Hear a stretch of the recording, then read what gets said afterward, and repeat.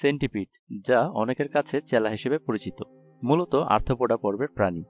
এদের মূলত মাটি কিংবা আবর্জনাযুক্ত স্থানে পাওয়া যায়। এছাড়া এরা পাথরের নিচেও বসবাস করে থাকে। মূলত দিনের বেলা এরা লুকায়িত অবস্থায় থাকে এবং রাতে চলাফেরা করে। সেন্টিপিডের রক্ত ধূসর বা সবুজ বর্ণের হয়ে থাকে, তাই এদের রক্তকে হিমোলিম্ফ বলা হয়। এটিতে হিমোসায়ানিন নামক এক ধরনের প্রোটিন থাকে, যা অক্সিজেনের সাথে বিক্রিয়ার সময় নীল রং ধারণ করে। সেন্টিপিড সাধারণত বিষাক্ত হয়ে থাকে। এরা সব ধরনের পোকামাকড় খেয়ে থাকে, তবে এরা মানুষের প্রতি আক্রমণাত্মক নয়। সেন্টিপিডের কামড় খুবই বেদনাদায়ক হয়। সেন্টিপিড যত বড় হবে এদের কামড়ও তত বেদনাদায়ক হবে। তবে অনেকে মনে করেন সেন্টিপিডের কামড় খুবই বিপজ্জনক কিংবা মারাত্মক, যা একটি ভুল ধারণা। সেন্টিপিডের বিষ মূলত হিস্টামিন, সেরোটোনিন, কার্ডিওডিপ্রেসেন্ট টক্সিন অ্যাস উৎপন্ন করে থাকে।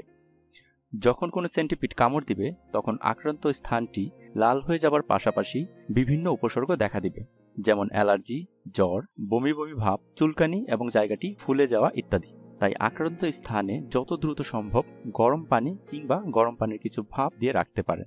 তবে শ্বাসকষ্ট, ক্ষতস্থান বেশি ফুলে যাওয়া, চোখ, মুখ এবং গলা ফুলে যাওয়া, ঢুক গিলতে কষ্ট হওয়া, মাথা ঝিমঝিম করা, জ্বর, বমি বা অবচেতন হয়ে পড়া ইত্যাদি দেখা দিলে আক্রান্ত ব্যক্তিকে দ্রুত নিকটস্থ হাসপাতালে নিয়ে যাওয়ার ব্যবস্থা করতে হবে। এছাড়া ক্ষতস্থানে সেকেন্ডারি ব্যাকটেরিয়াল সংক্রমণের লক্ষণ ধরা পড়লেও দেরি না করে চিকিৎসকের শরণাপন্ন হওয়া জরুরি। এসব ক্ষেত্রে কোনো ঝাড়ফুঁক কিংবা কোনো ওঝা কবিরাজের কাছে গিয়ে কালক্ষেপণ না করাই সবচেয়ে যুক্তিসঙ্গত। যে কোনো পোকামাকড় কামড়ালে কামড়ানোর স্থানে ছাই বা গোবর জাতীয় কোনো কিছুর প্রয়োগ কিংবা নখ দিয়ে খোঁচানো থেকে বিরত থাকতে হবে। আক্রান্ত স্থান যত দ্রুত সম্ভব জীবাণুনাশক সাবান কিংবা পরিষ্কার পানি ব্যবহার করে ধুয়ে ফেলার ব্যবস্থা করতে হবে। আক্রান্ত স্থান ফুলে গেলে সেখানে 20 থেকে 25 মিনিট ধরে আইস কিংবা বরফ প্রয়োগ করা যেতে পারে।